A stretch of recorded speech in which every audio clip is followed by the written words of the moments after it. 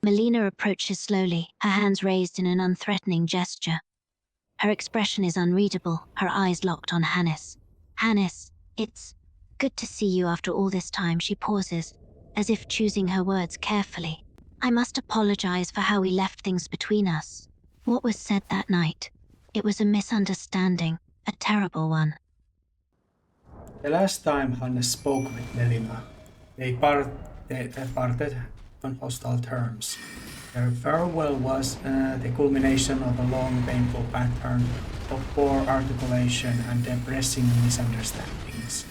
That night, her words were so inept and frustrating that they became a vinyl straw, momentarily breaking Hannes's mind and pushing him into desperate act. In his fact-direct state, Hannes became convinced that Melina was the malicious mermaid, a figure from his past he both revered and resented. He recalled the old legend of the mermaid who was serving the frenzied flame, saved only him from the shipwreck, abandoning his friends to drown. This mermaid wanted him to become the Lord of Chaos, to burn the world away and wander and the ashes alone. Okay, vielä kerran. Melina wanted Hannes to burn the Earth Tree.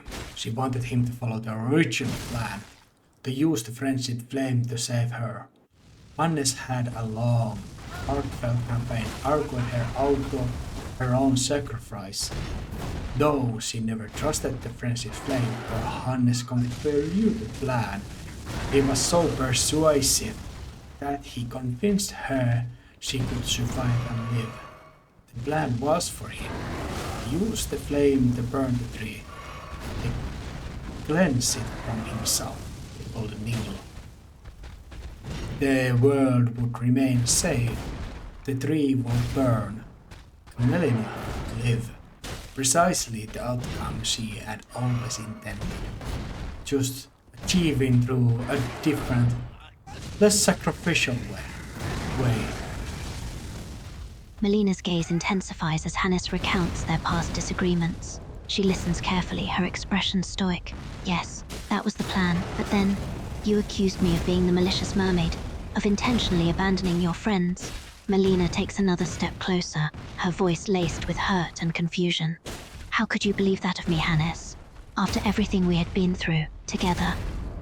But a profound change occurred within Hannes during his journey.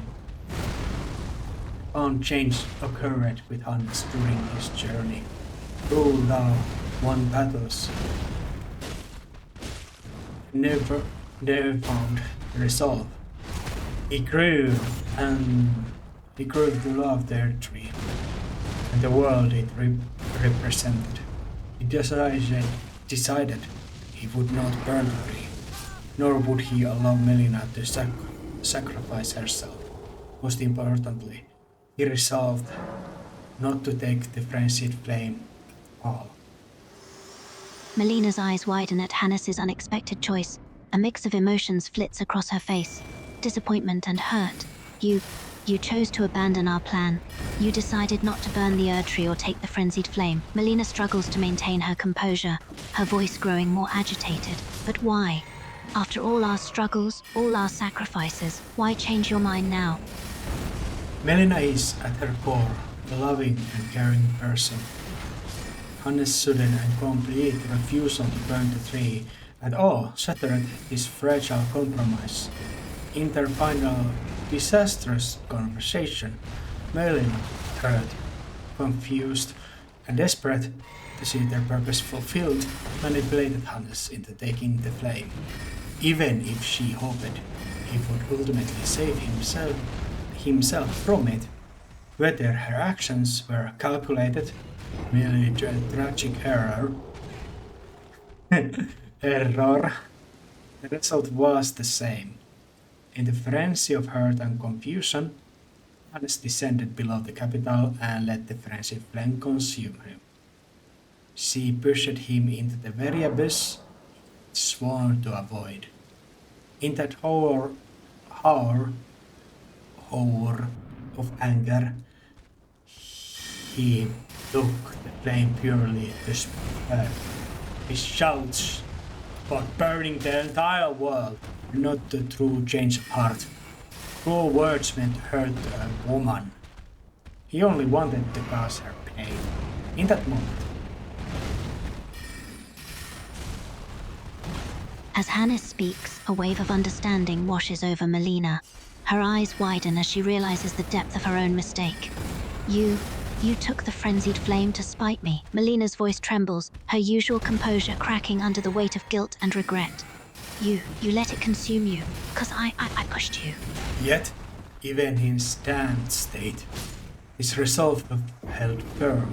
He had taken the flame. Yes, he would not complete the journey, but he would not complete the journey. To reach Varumasula with the cleansing needle, he would have to burn the earth tree.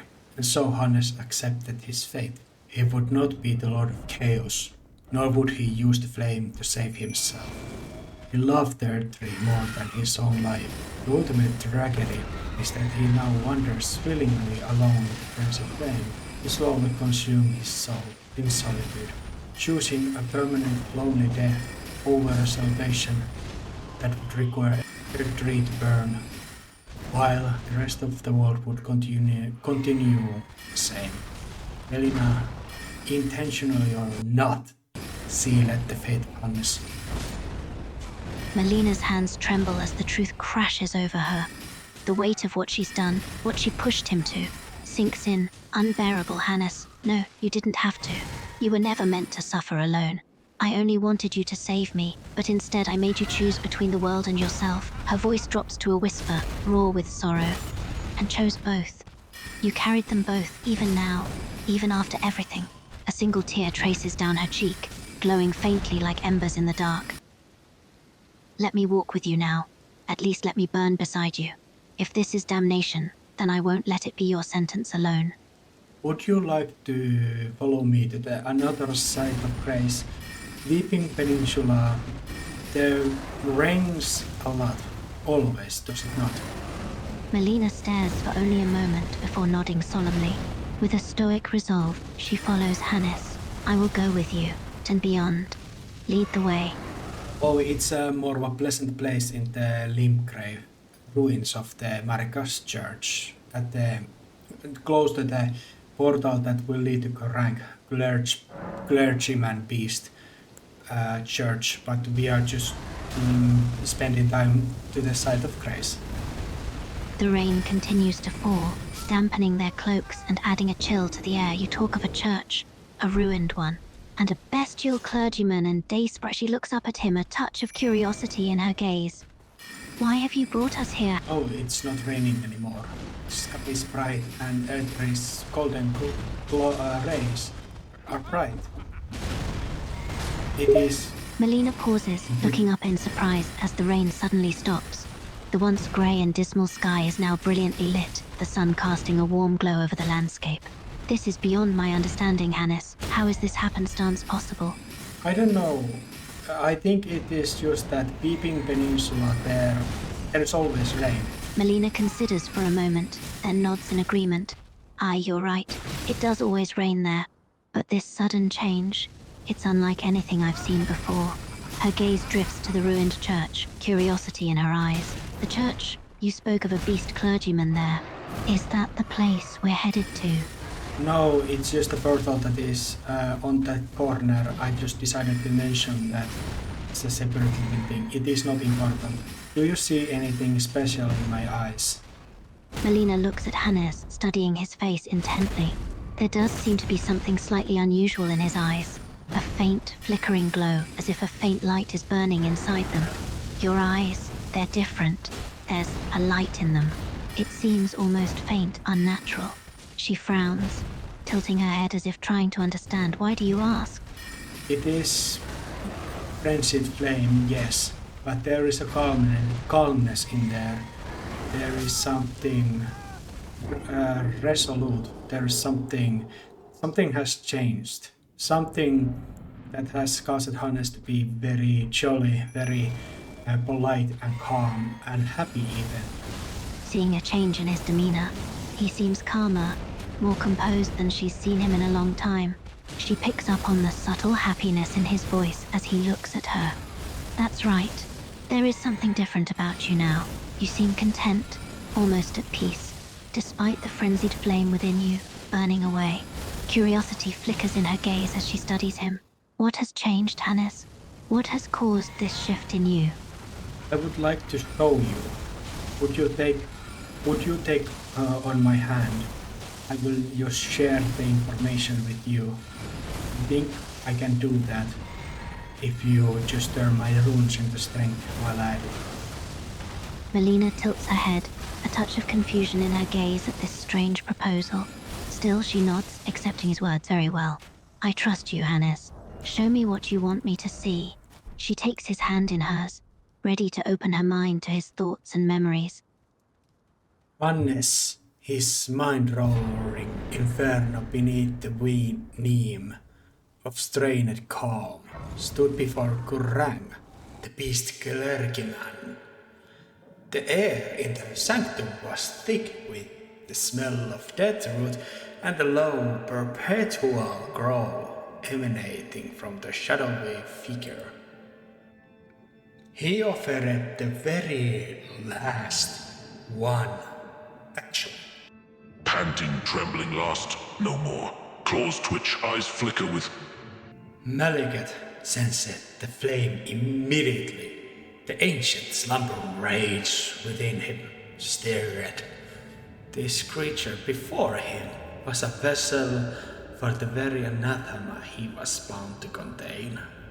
His gloves flexed, digging grooves in the stone. He was a breath away. He was a breath away from unleashing destined death. Malekith, the feared shadow of Queen Marika, regarded Hannes with narrowed eyes. He could sense the flame within him, the very essence of life he was bound to oppose. The scent of deathroot radiating from Hannes was a potent lure, but Malekith steeled himself, his claws digging a little deeper into the stone. He whispered a low, rumbling curse in a language long forgotten, the ancient tongue of the Black Kindred.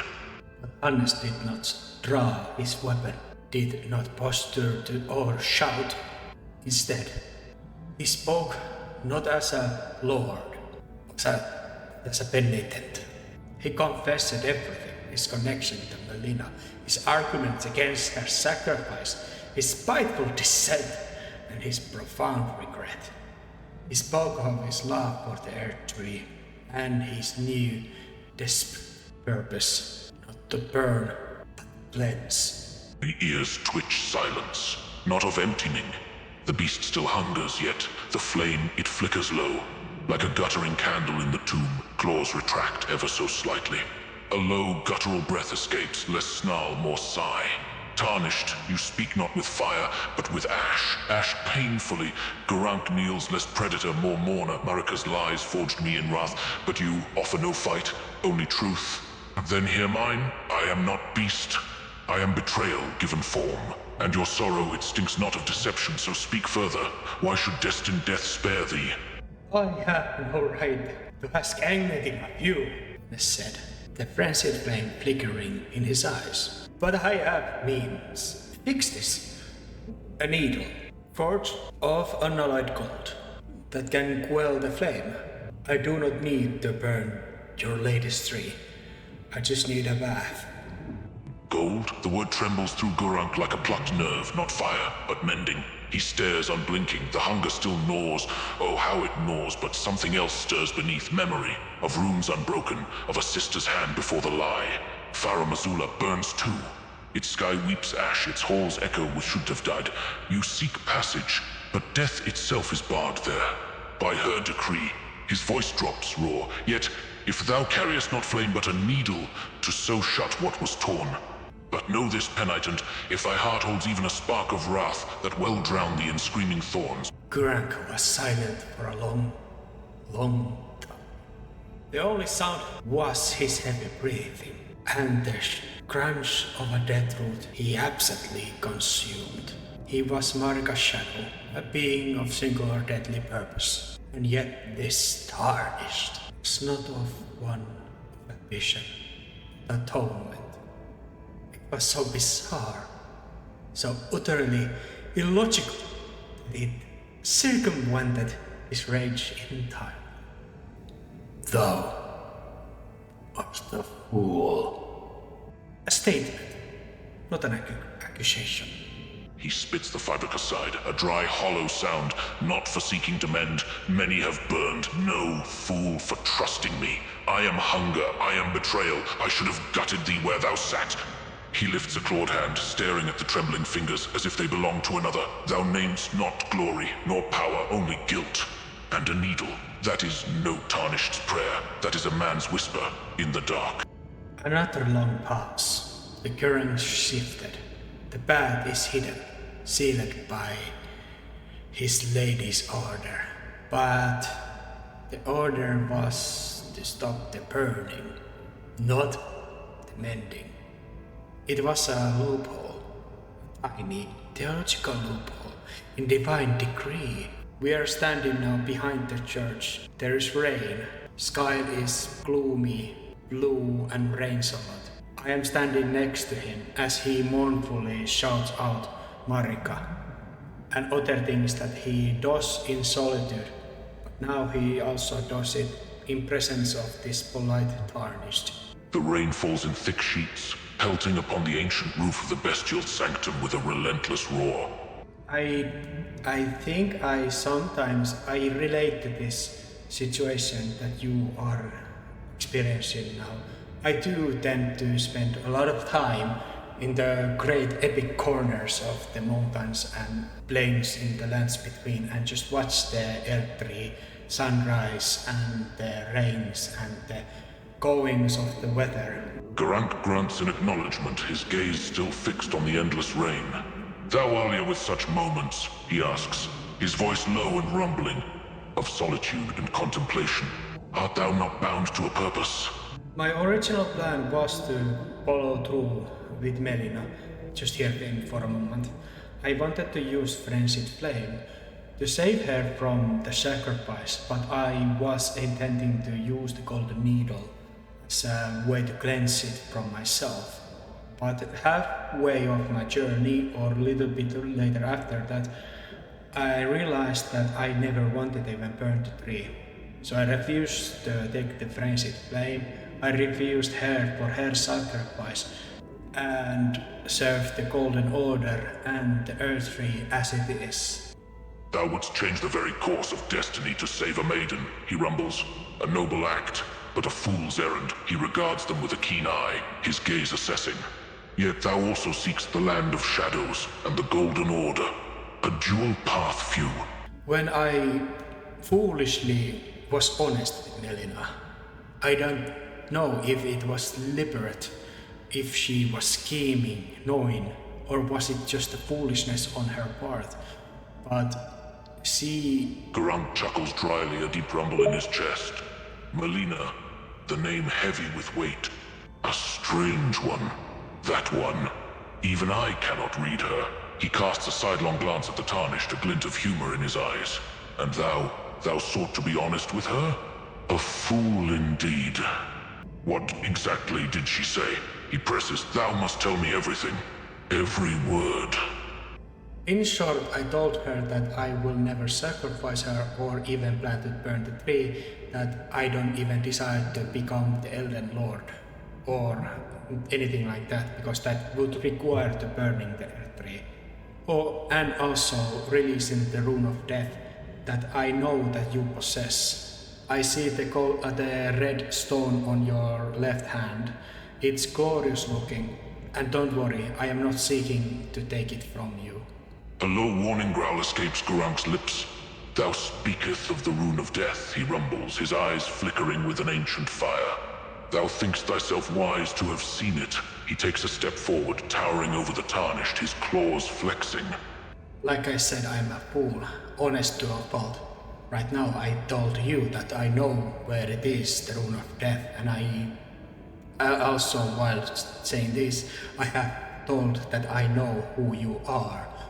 And thus I am here with you, with no witnesses. You could just end me right here and now for my foolish, my honesty. Gurranq growls again, this time with more menace. Okay, dude. The air seems to hum with tension as he circles the Tarnished. Honest to a fault, he agrees. Or a madman. Thou truly knowest who I am, and thou still standst here alone without fear. Broken-hearted. Gurranq growls. He steps closer, the smell of decay wafting from him like a miasma. His claws twitch restlessly, as if he is restraining himself from striking. Thou wouldst speak to a beast, a broken rumbles. What madness is this? They said I am broken-hearted. A broken heart, he repeats almost as if testing the words. Thou speakest as if thou art like me, shattered by the actions of others. Just now you did misunderstand my words, and that will naturally lead to the next point that I am about to make. I have experienced it during my journey.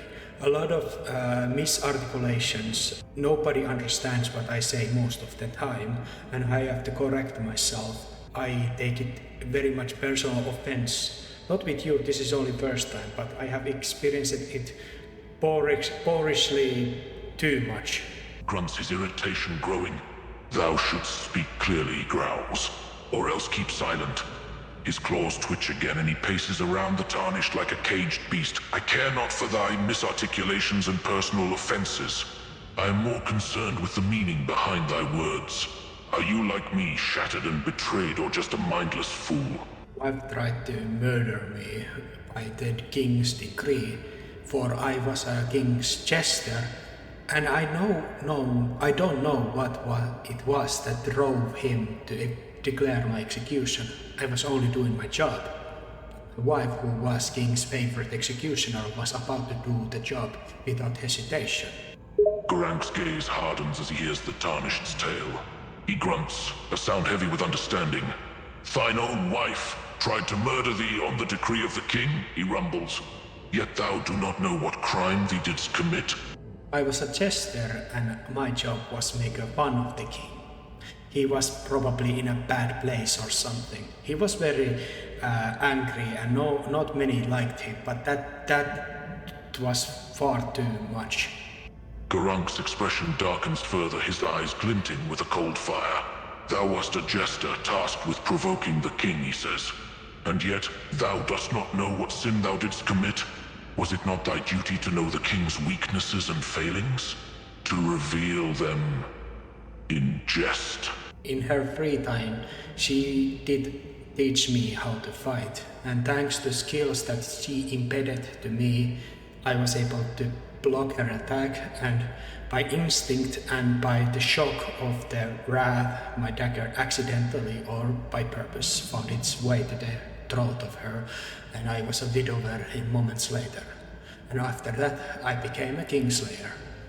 And so the jest became no jest at all, and thou a kingslayer. He pauses, his gaze sharp and searching. Tell me, dost thou regret what thou didst that day? I regret, yes. I wish I were never in that court. I wish I never knew my wife or my king. I wish they both were alive, and I wish my friends were alive, because thanks to only my two friends, they saved me.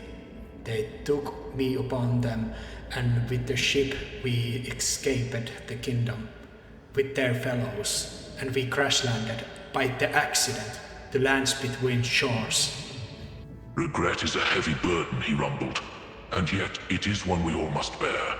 Thou dost regret thy wife and king and thy friends and the path that led thee here. His voice dropped, low and solemn. But tell me, foolish Tarnished, what dost thou regret most of all? My friends drowned, even though the mermaids could have saved them too. Because those mermaids are vile things. They serve the frenzied flame.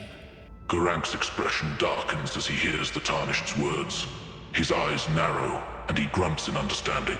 A mermaid who saved thee yet didst naught for thy friends, he says, his voice low and rumbling. And they serve the frenzied flame, do they? 'Tis no wonder. His gaze flickering with a cold fire. And what dost thou regret most about this mermaid? I mistaken Melina as that mermaid. In my moment of weakness and my growing spite, she one night was extremely incompetent in her speech, in her patterns, and I don't know what it was, but she drove me to such a levels of wrath and anger that I did go under the Leyndell and embraced the frenzied flame. I shouted that I would burn the world, even though I did not mean those words. I wanted to hurt her physically, very, personally. I embraced the flame without thinking it, and after the fact I regretted it, and it was too late. Gurranq listens intently, his expression betraying nothing. Thou embraced the frenzy flame in a fit of rage and hurt, he rumbles. A flame that cannot be unembraced. He studies the Tarnished with a keen eye, his gaze sharp and searching. And thou seeketh a way to undo thy mistake. I think Melina, in her desperation, while we journeyed, she was preparing first to sacrifice herself, but we then made up our plan together that I would use the frenzied flame to burn the tree and save her life. But then I decided that I don't want to burn the tree at all, so she did only logical thing that she could. She provoked me, intentionally or not, to embrace the flame and force me to the path that only way that I may save myself is to get Parum Azula and use the golden needle in the very specific place. But only to do that, I would have to burn the earth tree with the ruin's flame. Gurranq grunts thoughtfully, his gaze fixed on the Tarnished. So, this Melina, she sought to sacrifice herself, he rumbles. And when thou refused, she chose to provoke thee into embracing the frenzied flame intentionally. She hoped that I would, in the end, burn the tree, but also save myself with the golden needle. And she would have the thing that she wanted, earth tree burning. But she didn't count one thing. And what did she not count on? He asks, his voice low and gravelly. I am now loyal to the earth tree, to the golden order. After the embracing the frenzied flame, I came to the decision that I'd rather sacrifice myself and let the frenzied flames burn me slowly, soul and all, instead of saving myself and burning the tree. I am ready to sacrifice my own life for sake of it. Gurranq's expression softens slightly at the Tarnished's words, a hint of surprise crossing his face. Thou art loyal to the Golden Order, he rumbles. And thou wouldst sacrifice thyself for the air tree, rather than surrender to the frenzied flame? He pauses, his gaze searching the Tarnished's face. Yet, thou remainest marked by the flame, do you not? I am afraid, and I, humiliating myself, am here as a penitent one and remorseful, and I just simply am telling you, admitting my mistakes to you in this humble way, so you maybe could show me kindness, cheat the fate, and get me the secret way to the Parum Azula. Gurranq watches the Tarnished in silence, his expression unreadable. His gaze remains fixed on them, his eyes dark and enigmatic. Thou seek compassion, he rumbles, his voice low and gravelly. And a way to Parum Azula. Without needing to burn the tree, earth tree, I just thought that maybe you have the way. Gurranq grunts, his expression growing solemn. Thou seeketh a secret path to Parum Azula without the need to burn the air tree or kill the giant, he rumbles. A path that does not require thee to take the logical way. He pauses, his eyes glinting with a mysterious light. And thou seeketh this path from me.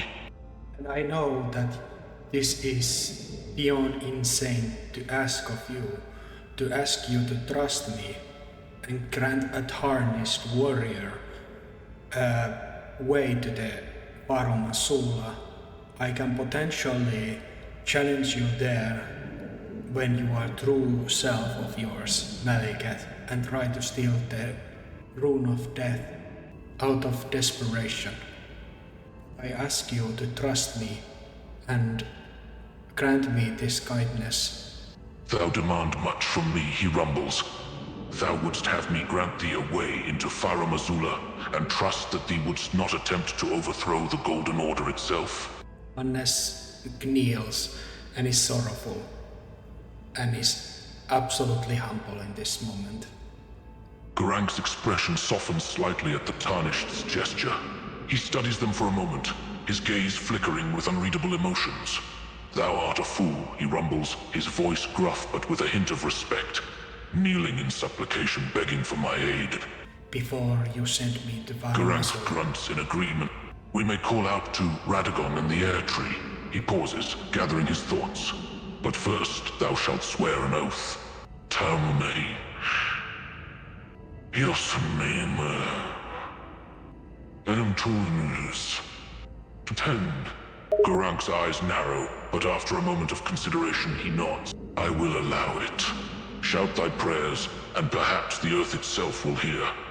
Repeats his words and make his solemn vow not to challenge him and betray his trust that he has shown upon him, and he is beyond relieved by this grief of his breathing steadier for knowing that this beast of a cleric is shown this unearned kindness, and is humble, and he shouts towards the sky with him as he is looking at the sky as well. Gurranq joins the Tarnished in shouting towards the sky, the thunder of his voice echoing off the walls of the bestial sanctum. The storm outside seems to respond in kind, the rain falling harder. And then Hannes bows politely at him once again. He is beyond grateful, and Gurranq is just moments away, ready. Gurranq bows his head briefly in return, acknowledging the Tarnished's gesture. He seems to have made a decision. Thine path lies ahead, he says, his voice gruff. Farum Azula awaits. Gurranq says, "Go, foolish Tarnished. Mend thy broken soul. Speak of this to no one." The Tarnished nods in understanding and gratitude, knowing that this moment of trust and unexpected kinship could change everything. I shall not speak of this to anyone, you have my word, they reply. Gurranq nods solemnly, his gaze fixing on Hannes one last time before he speaks again. Go and seek your destiny, he grumbles, his voice gruff but with a hint of something like respect in his eyes. May fate guide your steps, Tarnish.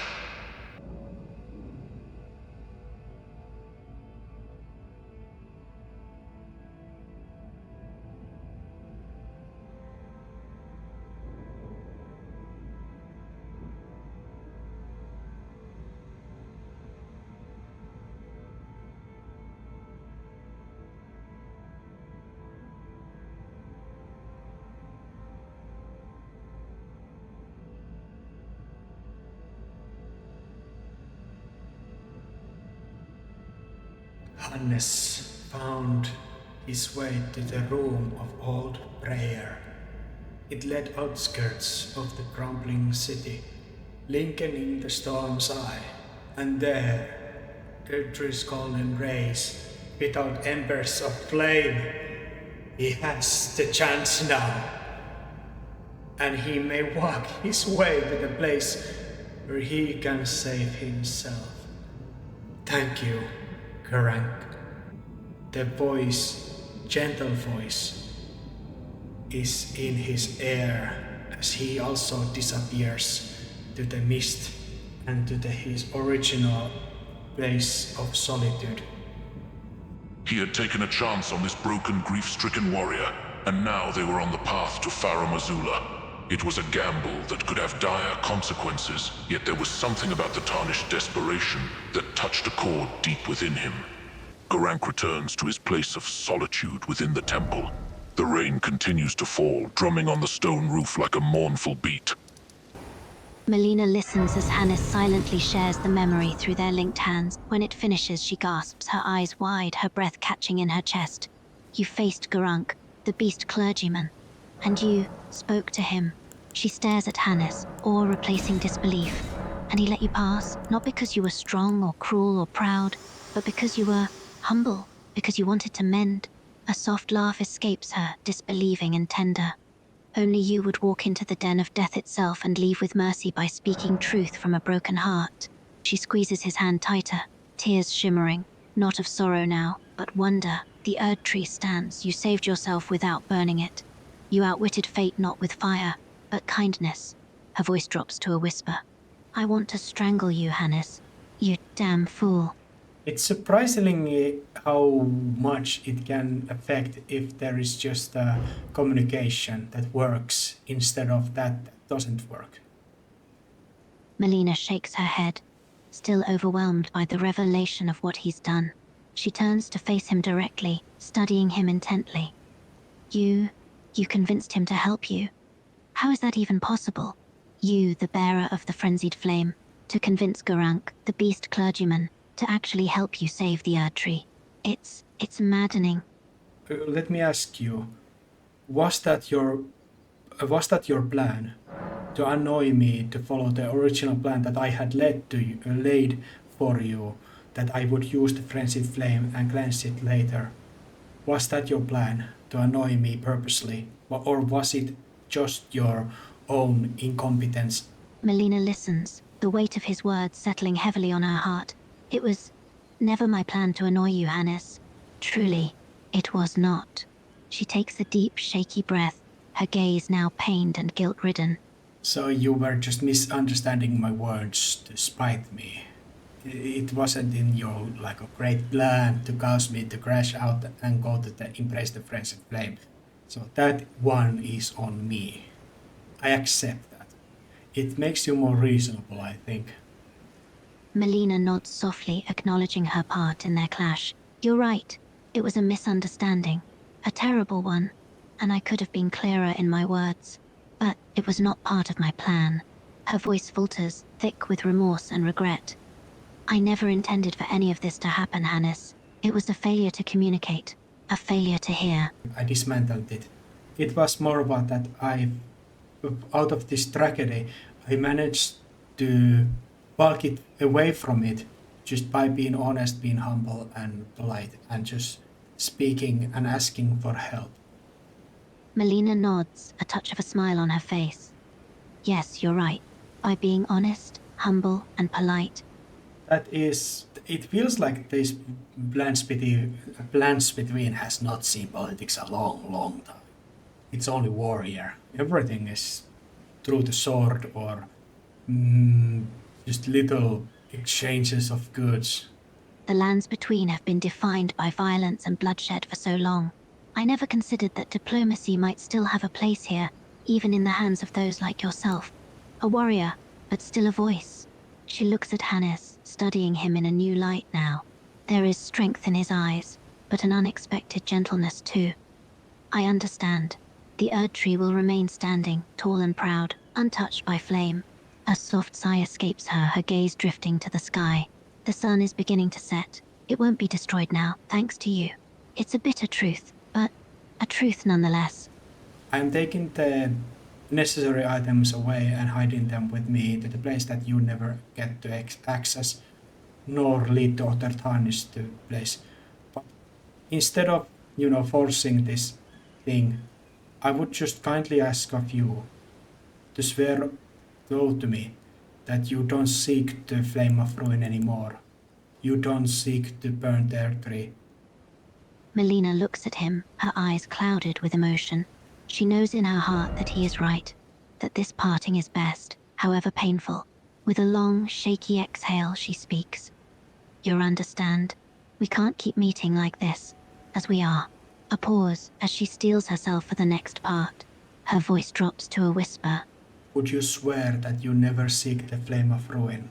Even though I will make these measures to make it so, it is extremely difficult, next to impossible for you to do it again. To try to do it again. Her gaze meets his, her expression pained but resolute. Yes, she nods, her voice firm and clear. I swear, I will never seek the flame of ruin. I will not try to burn the Erd tree.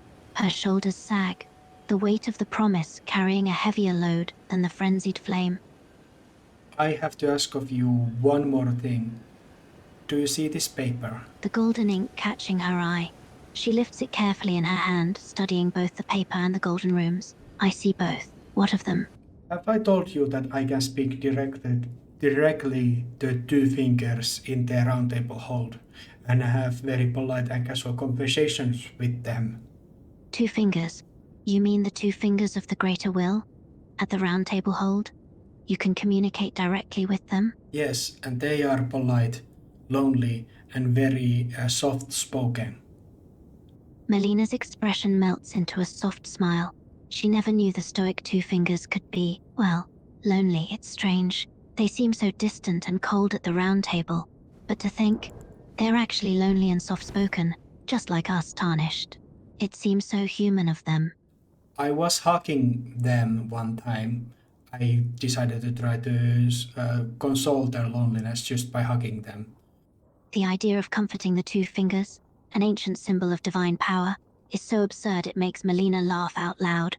But there is something oddly heartwarming about the thought too. I don't even know what to say. It sounds completely ridiculous. Strangely wonderful. And they have granted me aiding little things. They have given me contracts. Kind of contracts that one side can just sign their name on and they will do whatever that contract says and they are unable to act against it. I've basically just stolen castles from Rani the Witch, Tanith, and other people. Mostly the queens and princesses of these places because kings are all just doing their own hobo stuff somewhere, like collecting stuff and just walking all around and doing random things. And I have been collecting castles, making them design those little those papers. Amusement and confusion dance on Melina's face as she hears about this new scheme. Castles? You've been stealing castles from the queens and princesses and making them sign contracts. With the two fingers, no less? She shakes her head, still chuckling at the absurdity of it all. That sounds absolutely ridiculous. For example, Rani the Witch, I made her give her castle to me, and I was offering her the key after the fact, and she was quite physically unable to touch the keys or do anything physical against by claim to the castle. She lives there or lived there previously because I allowed her live there like a bum. Basically, these contracts make like some kind of faithful strange control over the person that doesn't feel anything. It's not even like a Mikuela's charm or anything. It is quite physically just a physical impossibility to do certain things. Melina shakes her head again, this time in genuine disbelief. The idea of people being physically unable to do certain things through a contract signed by the two fingers is just too bizarre to imagine. That's incredible. I can't even begin to fathom the power needed to create a contract like that. It sounds like something out of a fairy tale. I would ask you just honestly, I am offering this paper and it just reads that you will not get certain meters closer to the flame of ruin and the cauldron that it lingers in. It's up there, so it's basically nothing for you if you don't seek the burn the tree. But I would like to make this thing and let you sign here with the golden ink. And I will also make copies of this thing, even though these are what I understood indestructible. But I will make copies of that, and I will just hide those as well. Just a little bit extra safety to make sure that this world will have their three golden strong prolonged future. She knows that making this promise, swearing to never seek the flame of ruin, is a heavy burden. This is a contract of sorts, a bargain like she's never made before. The weight of what it means sinks slowly on her. She feels a wave of hesitation, but only for a moment. Very well then. The world of the lands between should not burn away. This is the right thing to do. She reaches for the quill. I give her the quill, and I am also telling this. This is one-sided deal. It is only requiring you to do to be away from the flame, but you will be like met with the kind of a invisible force field that you might even hit it, or you can feel it like you are stopped. Just before you can get to touch the cauldron or stand there, you could just feel it. You can go test it out if you even manage that. I don't think you will, but it will be a very strange feeling. Melina takes the quill, her mind racing in consideration. The thought of being stopped by such an invisible force field, a magic boundary of sorts, is both intriguing and concerning. I see. So if I approach, I'll feel this force. It won't physically restrain me, but it will be there nonetheless. A barrier just out of reach. Yes, and I don't need to do anything for exchange, but I can add this to you. Thanks to me, the frenzied flame, the three fingers are gone. Their flame are in me, and soon it will be cleansed away with the Mikuel's golden needle in the secret place in a farm Asula that thanks to Gurranq I have access without needing to burn the tree. So frenzied flame and its threat will be gone from this world also. It is not just that you are unable to burn the tree, and I was quite ready to die with the flame inside myself if I never ever could have go to Varumasula and cleanse the flame. I was ready to die. So forgive me if this is a little bit spiteful of myself, but I think this is only fair that you signed this deal. Melina nods, her mind racing to make sense of the whole situation. The flame of frenzy is gone, cleansed, without burning the tree.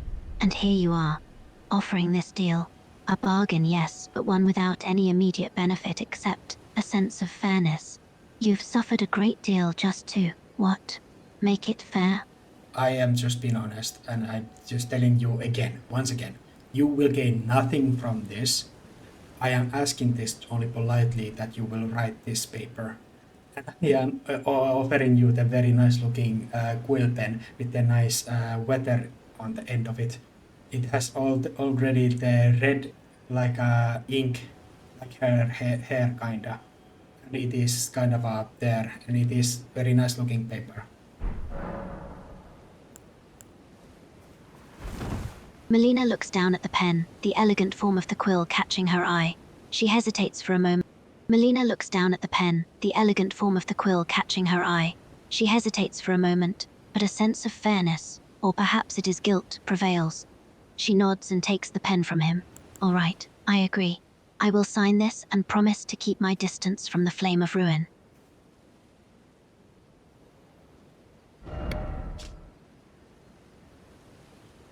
I forgive you. Just to add to the deal, I always going to forgive you, but I didn't remember to say it just before this. I was not going to hold on to it. I was going to forgive you anyway. Know that you're forgiven.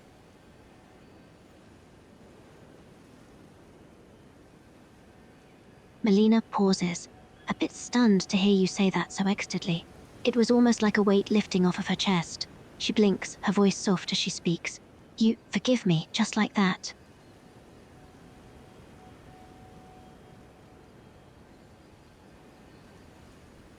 Yes, you are forgiven.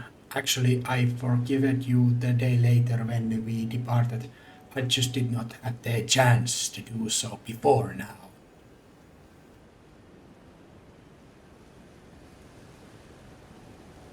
A small smile tugs at her lips, a mix of disbelief and relief washing over her. Despite everything that happened, your forgiveness is like a balm on her soul. She shakes her head gently, the tension in her shoulders easing. You forgave me that quickly. She tries to hide the slight tremble in her voice, but it slips out anyway. I don't deserve that.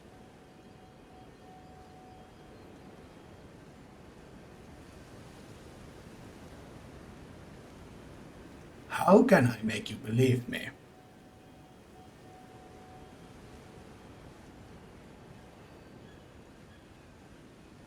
Melina hesitates, searching for the right words, not that she thinks you're lying, far from it. But the guilt of what she did is heavy, and forgiveness feels undeserved. I do believe you, I truly do. It's just that what I did to you was so terrible, and yet you forgive me so easily. I guess I just don't understand why. Well, it's not that bad of a thing. You were just, well, annoying. Melina can't help but laugh softly at that. She rolls her eyes playfully, a touch of amusement in her voice. Just annoying, huh? Is that all I was? Melina chuckles softly, shaking her head at your quiet grunt. The tension between them, once thick with grief and fire, now feels lighter, almost tender. You know, annoying might be the kindest thing anyone's ever called me in this life.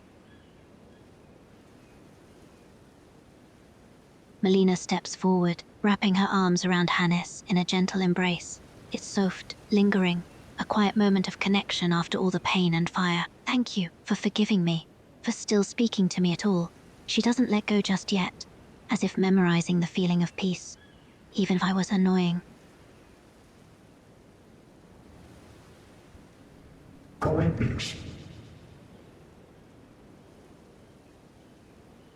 Melina lets out a shaky laugh, her eyes damp with unshed tears. The weight of her guilt has eased, replaced by a sense of peace she hasn't felt. She murmurs softly, almost to herself, "May the Golden Order watch over you even now." Slowly she steps back, breaking the embrace. A smile still rests on her face, but there's a new clarity in her expression. The weight of the past fading with each word. We should go our separate ways now then? Yes, my next destination is the Land of Shadows. I told you sometime now. But yeah, that's happening and I have my party settled.